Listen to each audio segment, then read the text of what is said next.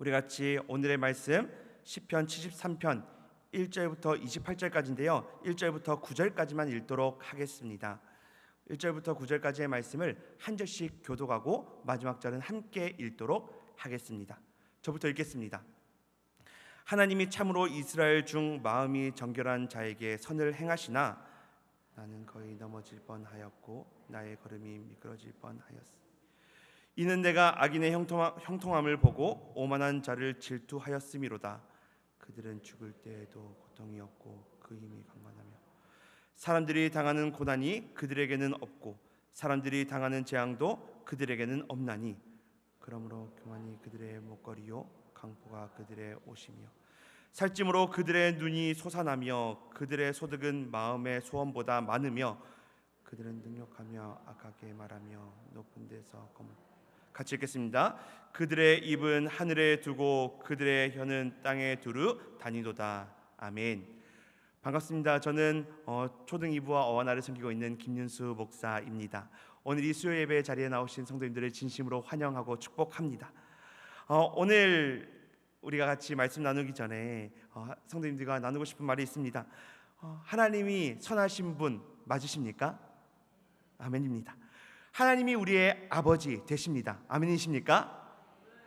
하나님 우리를 사랑하십니다. 믿으십니까? 아멘. 맞습니다. 하나님은 정말로 우리를 사랑하시고 참 좋으신 분이시죠. 심지어 우리를 위해서 자기의 하나밖에 없는 아들까지도 이 땅에 보내주시고 그 생명을 내어주셨으며 모든 것을 다 내어주시는 분이십니다. 저는 초등학교 3, 4학년 아이들이 있는 초등 2부에서 섬기고 있는데요. 매주 예배 전에 그 추첨을 해가지고요 신방할 아이들을 뽑습니다. 그래서 매주에 2명씩 나오게 되는데요. 그리고 등반한 아이들도 신방합니다. 이전에 교회를 다니지 않았던 아이들 중에서 교회에 이제 새가족 교육을 다 받고 4주 동안 교육받고 등반하면 얼마나 귀합니까? 그래서 제가 밥 사주겠다고 맛있는 거 사주겠다고 신방을 잡죠. 그래서 매주 아이들을 만나서 밥을 먹고 또 이제 대화를 하는데요. 제가 애들을 왜 만나겠습니까?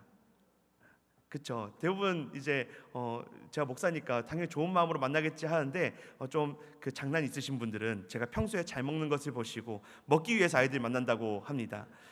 물론 그것도 부수적인 기쁨이 되기는 합니다.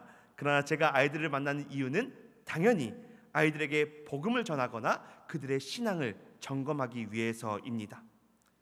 등반한 아이들을 제가 만났을 때는 교회의 예배는 어떻는지, 그리고 교회에 오지 않았을 때는 주일날 뭐 했었는지, 그리고 우리가 믿는 하나님이 어떠한 분인지 소개도 하고요. 그리고 앞으로도 함께 신앙생활 잘해보자고 하기도 합니다. 기존 아이들 추첨해서 뽑은 아이들은요, 그들이 어떠한 신앙을 가졌는지, 그리고 믿음에 확신이 있는지를 물어보죠. 믿음은 하나님께서 주신 놀라운 축복이기 때문에 믿음이 있는 친구들에게는 야, 그 믿음 진짜 귀하게 여겨야 돼 라고 말하고요.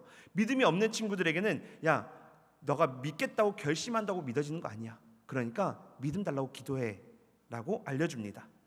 하나님이 우리를 얼마나 사랑하시는지, 하나님이 얼마나 좋은 분이신지, 하나님 믿는 것이 얼마나 기쁜 일인지 나누죠. 그럼 우리 아이들은 착하기 때문에 잘 말을 듣습니다. 그런데 제가 신방하면서 아이들에게 알려준 내용 중에 빠진, 아니 제가 일부러 뺀 한 가지 내용이 있습니다. 바로 고난입니다. 변호사가 되려는 친구에게 야, 변호사 요즘 너무 많아져서 힘들대 이런 이야기를 할 수가 없죠. 경찰이 되고자 하는 아이에게 야, 너 취객 상대해봤어? 야, 너 그 끔찍한 현장 볼 수 있겠어? 이런 이야기를 할 수 없습니다. 하면 바로 신방 끝나고 전화가 오겠죠. 그래서 아이들에게 제가 겁주는 이야기, 무서운 이야기, 마주해야 되는 냉혹한 현실, 이런 이야기는 하지 않습니다. 근데 이제 그들이 커가면 이제 현실을 알고 꿈을 바꾸는 친구들도 있을 것이고요. 그들이 그 직업을 갖게 되었을 때 냉혹한 현실을 마주하고 현실을 부딪히는 이들도 물론 있겠죠. 현실은 아이들의 생각만큼 아름답지 않고요. 오히려 우리 어른들의 생각보다도 더 냉혹합니다. 직업만 그렇겠습니까? 이 신앙생활도 똑같지 않습니까? 하나님은 선하신 분이십니다. 하나님은 우리를 사랑하십니다. 그런데요, 제가 이 호산나 교회라는 큰 교회에 있다 보니 성도님들에 대한 여러 가지 소식을 듣게 됩니다. 갑작스럽게 큰 사고를 당한 성도님이 계십니다. 준비가 안 되는데 상실을 겪은 성도님들이 계십니다. 사기를 당하고 억울하게 고소를 당한 성도님이 계십니다. 한국에 몇 없는 희귀병으로 고생을 겪는 성도님이 계십니다. 정말 주님 앞에 믿음으로 살아왔는데 가정의 어려움을 겪는 성도님이 계시고요, 열심으로 섬겼는데 갑자기 질병을 얻은 성도님이 계십니다. 정직하게 사업했는데 세상의 악한 방식을 이기지 못해서 어려워진 사업체가 있습니다. 악인들의 기준에 맞추지 않아서 어려움을 당한 사업체도 있습니다. 제가 주변에 보는 성도님들의 현실입니다.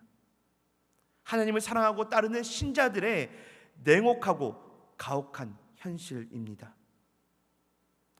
주일 예배 지키는 것도 요즘 많이 어려워진 이 한국 시대의 가운데 수요 예배 나오신 성도님들 정말 귀하고 대단한 것 같습니다.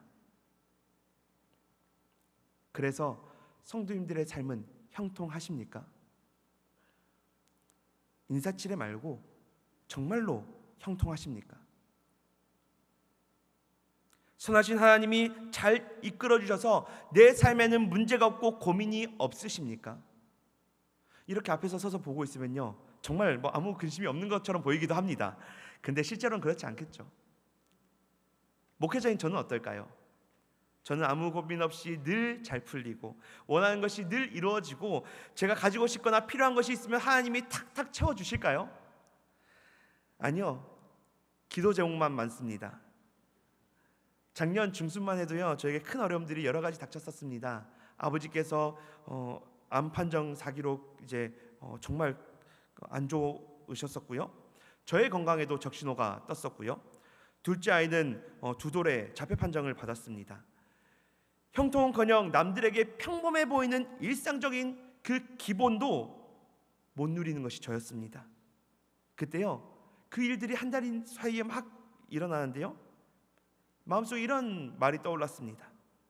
주님, 왜 저에게 이러십니까? 나에게는 사랑의 하나님인데요, 사랑의 주님, 왜 저에게 이러십니까? 그리고 주변을 둘러보았더니요, 평소에 안 보이는 것들이 보이기 시작합니다. SNS를 통해서 안 믿는 사람들이 얼마나 평안하게 사는지 보이기 시작하더라고요. 미디어를 통해서 믿지 않는 자들, 거짓말하고 남을 속이는 자들, 사기치는 자들 어려움 없이 늘 평안하게 사는 것이 보입니다. 뉴스에서는 불법을 저지르고 뻔뻔하게 약자들을 괴롭히는 자들이 아주 잘 지내는 소식들이 끊임없이 들립니다. 선하신 하나님, 좋으신 하나님, 사랑의 하나님이신데 그분을 따르는 우리의 형편은, 우리의 상황은 별로 좋지 못하더라고요. 반대로 하나님을 멸시하고 조롱하고 자신의 힘과 능력으로도 승승장구하는 그러한 이들이 얼마나 많습니까? 이 땅에 하나님 없이도 잘 살고 하나님 없이도 잘 누리고 악인의 삶이 더 형통함을 우리도 너무나 쉽게 많이 보지 않습니까? 참 아이러니한 모습이었습니다. 이런 아이러니한 현실을, 이 현실을요, 오늘 본문을 기록한 시인도 마주한 것 같습니다. 그는 하나님을 이렇게 생각했습니다. 1절입니다. 하나님이 참으로 이스라엘 중 마음이 정결한 자에게 선을 행하시나. 시인은 하나님을 어떻게 생각했습니까? 하나님은 마음이 정결한 자에게 선을 행하시는 분이시다. 하나님은 마음이 정결한 자에게 잘해주신다. 하나님 분명 좋으신 분이시다. 근데 막상 살아보니 신자의 삶은 그렇지 않은 겁니다. 당장 자신의 삶에는 고난이 가득하고 왜 이 고난이 왔는지를 이해도 안 되는 겁니다. 그래서 2절과 3절에 이렇게 말합니다. 나는 거의 넘어질 뻔하였고 나의 걸음이 미끄러질 뻔하였으니 이는 내가 악인의 형통함을 보고 오만한 자를 질투하였음이로다. 나는 마음이 정결하고 기도하는 자인데 내 인생에 위기가 찾아왔습니다. 존재가 부정당하는 것 같아서 내가 거의 넘어질 뻔했습니다. 근데 악인들은 어떻습니까? 번영을 이루고 행복해 보이고 안전해 보입니다. 하나님을 믿지도 않는 자들인데 왜 저들의 삶은 모두 조화로운 것 같습니까? 시인의 괴로움이 느껴지십니까? 근데 여기서 끝이 아닙니다. 4절부터 이러한 어려움들을 계속 뱉어내는데요, 왜 그들은 아프지도 않고 오히려 건강합니까? 어떻게 죽음의 순간까지 그들은 이 세상의 쾌락을 누리고 건강을 누립니까? 그리고 사람들이 당하는 고난이 그들에게는 없고 사람들이 당하는 재앙도 그들에게는 없나니, 왜 하나님이 이 악한 자들의 삶에 어떤 진노나 심판도 내리시지 않으십니까? 하나님을 사랑하는 경건한 자들에게도 일반적으로 발병하는 그 질병이나 어려움들이 왜 악인들에게는 일어나지 않습니까? 그러니까 악한 자들이 더욱 기고만장해지는 것 아닙니까? 악인들이 폭력을 저지르고 사악한 행동을 당연하게 하는 것 아니겠습니까? 살찜으로 그들의 눈이 솟아나며 그들의 소득은 마음의 소원보다 많으며, 악인들은 잘 먹고 잘 살아서 살이 찌고 그들은 밥 먹듯이 죄를 짓습니다. 나는 가난하고 어려운데 악인들은 소득이 넘쳐납니다. 악인들의 악한 생각과 계획들은 끝이 없습니다. 이들은 가난하고 연약한 사람들을 업신여기며 강한 권세와 힘으로 사람들을 압박합니다. 심지어 하나님의 법도 비웃습니다.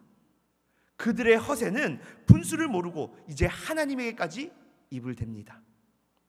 더 슬픈 것은 백성들까지도 악인들의 번영을 보고 그들을 추종한다는 것입니다.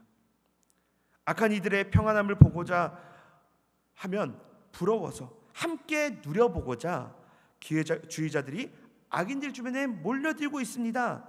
악인들에게 있는 물질과 번영을 보고 생명수가 아니라 헛물을 마시려고 몰려듭니다.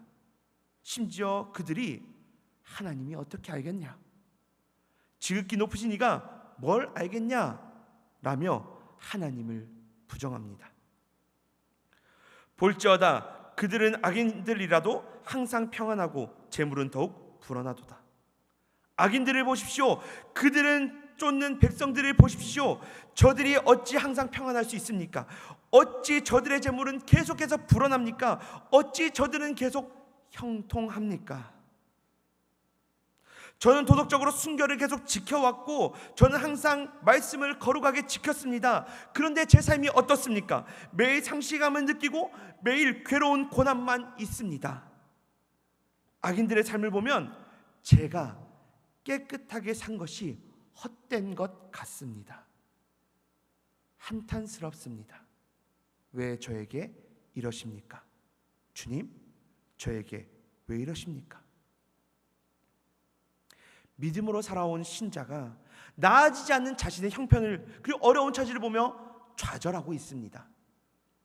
믿음을 지켜온 것에 대한 결과가 이것이냐고 한탄하는 것이죠. 시인의 이 좌절과 한탄, 우리도 이러한 현실을 겪어봤기에 공감되는 것 아니겠습니까? 그러나 여기서 끝나면 안 되겠죠. 한탄에서 마무리되면 안 됩니다. 여기서 멈추면요 다 잃어버리는 겁니다. 좌절과 한탄과 후회로 결론이 나버리면요 우리가 쌓아온 둑이 그냥 무너져 버리는 것입니다. 어려움을 만났을 때, 이해할 수 없는 상황에 닥쳤을 때 무너진 성도님들이 얼마나 많은지 모릅니다.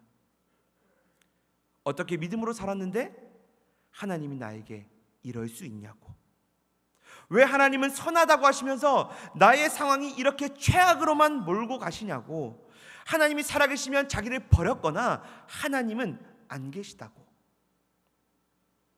어려움을 겪는 신자들뿐만 아니라 그들의 가족, 그들의 지인 중에서도 큰 고난만이 있고 형통하지 않음을 보면, 그것을 경험하면 믿음이 연약한 자들은 교회를 떠나버리더라고요. 그렇다면 시인과 같은 괴로움과 억울함과 어려움을 만나면 어떻게 해야 합니까? 믿음으로 살았는데 내 삶이 매일 재난이고 아침에 눈 뜨는 게 지옥 같은 삶일 때 우리는 대체 어떻게 해야 합니까? 17절 말씀입니다. 하나님의 성소에 들어갈 때에야 그들의 종말을 내가 깨달았나이다. 하나님의 성소에 들어가야 합니다. 신자는 어려움이 있을 때 성소에 들어가야 합니다. 시인은 상실과 좌절감을 극복하기 위해서 지속적으로 하나님의 성소에 나아갔습니다. 성소에 들어갔다는 말이 무슨 말입니까? 끊임없이 경건 생활을 했다는 것입니다. 끊임없이 하나님을 찾고 끊임없이 하나님께 매달렸다는 것입니다. 이해되지 않는 상황 속에서도 내가 아는 것과 다르게 일하시는 하나님이실지라도 하나님께 무릎을 꿇는 것입니다. 이게 성소에 들어갔다는 말이죠. 현실은 여전히 괴로움 중에 있지만, 악인들이 승승장구하는 게 여전하지만, 그럼에도 하나님께 나아가 기도할 때 하나님께서 시인을 깨닫게 하십니다. 시인의 괴로움과 악인들의 형통에 대한 풀리지 않는 그 의문이요, 단번에 풀려버린 겁니다. 하나님이 깨닫게 하시니 시인이 무엇을 깨닫습니까? 같이 한번 읽어볼까요? 하나님은 계속 나와 함께 하셨다. 다시 한번 같이 읽어볼까요? 하나님은 계속 나와 함께 하셨다. 하나님이 계속 나와 함께 하셨다는 이 사실을 시인이 깨닫게 된 것입니다. 23절의 말씀입니다. 내가 항상 주와 함께하니 주께서 내 오른손을 붙드셨나이다. 한 번 더 읽어보겠습니다. 내가 항상 주와 함께하니 주께서 내 오른손을 붙드셨나이다. 아멘. 나만 주님을 붙들고 있는 줄 알았는데 주님도 저를 붙잡고 있으셨군요. 주님은 날 포기하지 않고 주님도 저를 붙잡고 계셨군요. 주님을 향한 이 시인의 감격이 느껴지십니까? 아무리 믿음 생활 잘해도요, 어려운 상황 만날 수 있습니다.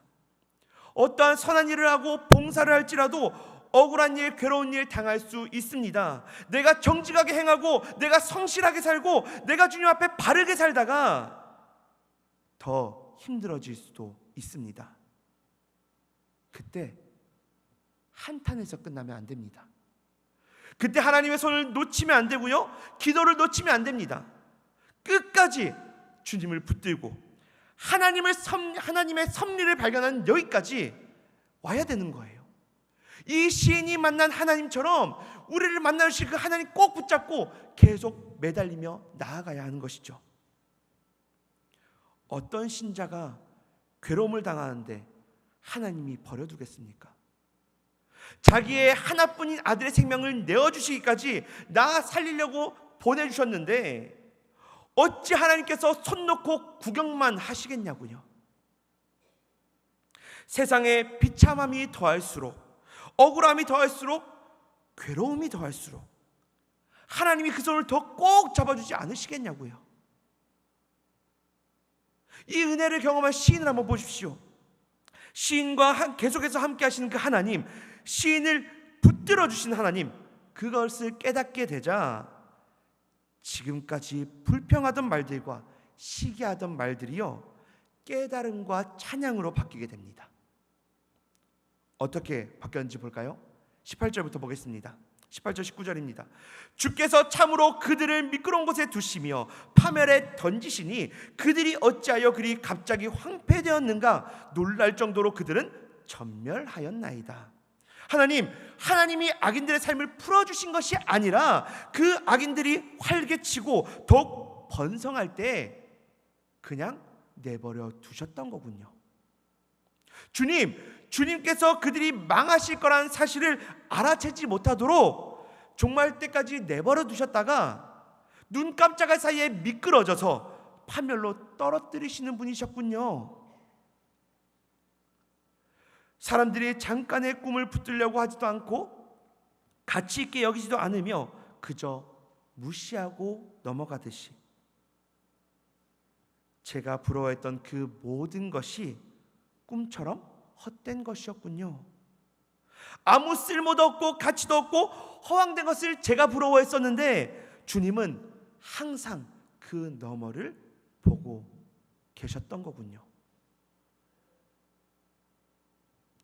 내가 이같이 우매무지함으로 주 앞에 짐승이오나 악인들을 시샘하며 나도 그들처럼 살아볼까 싶었던 제가 부끄럽습니다.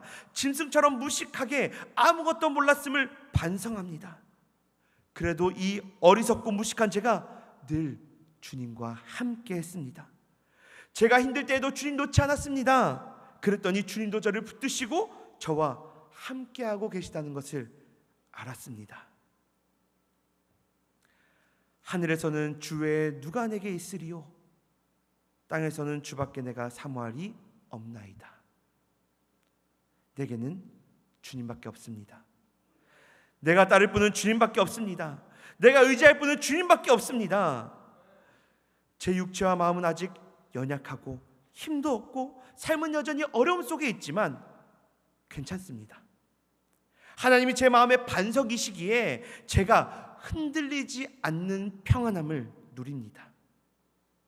그러면서 시인이 마지막에 깨달은 핵심을 말해줍니다. 27절과 28절인데요. 같이 한번 읽어볼까요? 무릇 주를 멀리하는 자는 망하리니 음녀같이 주를 떠난 자를 주께서 다 멸하셨나이다. 하나님께 가까이함이 내게 복이라. 내가 주 여호와를 나의 피난처로 삼아 주의 모든 행적을 전파하리이다. 아멘. 악인들이 잘 먹고 잘 살아도 그들은 망합니다. 악인들이 힘이 있고 더 부자가 되고 그렇게 할지라도 결말은 파멸입니다. 악인들이 승승장구하고 주변에서 그들을 띄워주고 그들이 높은 지위에 앉고 가질지라도 결국 그들은 망합니다. 주께서 그렇게 하실 것입니다. 반대로 내가 하나님과 함께하는 것이 얼마나 복인지요.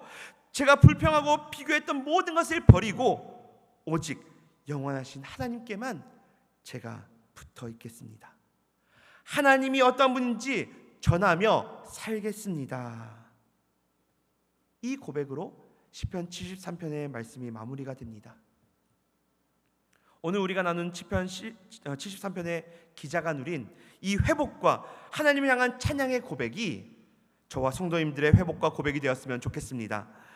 세상의 방법과 악인들이 부러워하는 것 그런 거 아니라요, 하나님과 함께함이 복이요 그분이 절대 나를 놓지 않으심을 잊지 마시길 바랍니다. 힘들어도 다른 곳으로 피하지 말고 포기하지 말고 피난처 되신 하나님께 나아가신 성도님들 되시길 축원합니다. 그런데 문제가 한 가지 있습니다. 이건 그냥 우리가 항상 만나는 문제입니다. 문제가 뭐냐? 지금까지 들은 이 말씀이 현실에 우리에게 잘 적용되지 않는다는 것입니다. 들은 말씀 옳고 좋고 그렇게 해야 되는 거 알죠? 그렇게 살아야 되는 거 압니다. 그러나 이 자리를 나가고 조금만 지나면 그 사실은 사라지게 되는 것이죠. 이 자리를 벗어나서 하루 이틀이면 머릿속에서 다 날아가는 것 많이 경험해 보셨을 겁니다. 왜 그럴까요? 이 말씀은 신자의 고난이자 신자의 깨달음이지 내가 실제로 겪은 고난과 깨달음이 아니기 때문입니다. 신자의 울부짖음에 대한 내용을 우리가 공감하고 현실도 그러하지만 그건 이해하는 겁니다. 그저 고개 끄덕이며 동의하는 것이죠. 오늘 말씀이 진짜 나의 믿음을 성장시키길 원하신다면 머리로 이해하는 것을 넘어서 마음으로, 신앙으로 내려와야 하는 겁니다. 머리로 이해하는 것이 아니라 내 마음으로, 신앙으로 여기까지 내려와야 하는 거예요. 그저 아는 것을 넘어 내 신앙으로 삼아야 합니다. 하나님 앞에 깨달은 성경의 인물들을 이해하고 공감하는 것으로 우리에게 무슨 유익이 있습니까? 그건 그냥 신앙적 지식이자 만족입니다. 시인의 울부짖음과 깨달음의 과정을 보며 나는 고난 중에 어떻게 하고 있는지, 과연 나는 하나님께 가까이함이 복이라는 고백을 하고 있는지 내 신앙을 점검해 봐야죠. 물론 저도 해당되기에 이 말씀을 준비하며 저를 돌아봤습니다.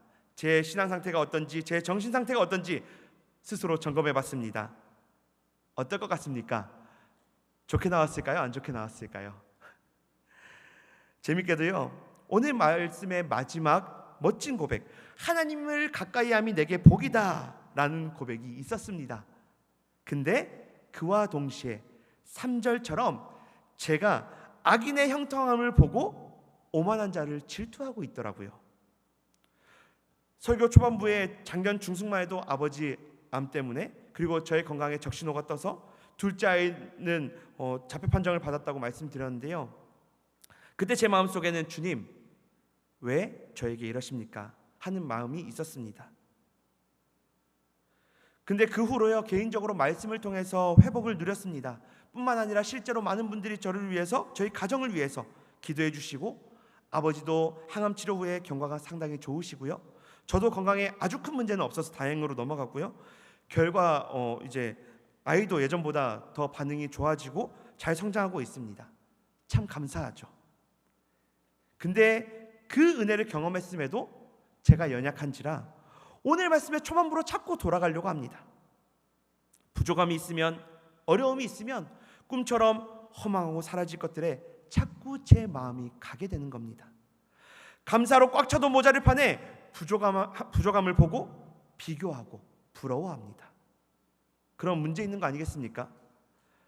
말씀을 준비하면서 왜 그런지 곰곰이 생각해 보니까 답이 나왔는데요, 좀 충격적이었습니다.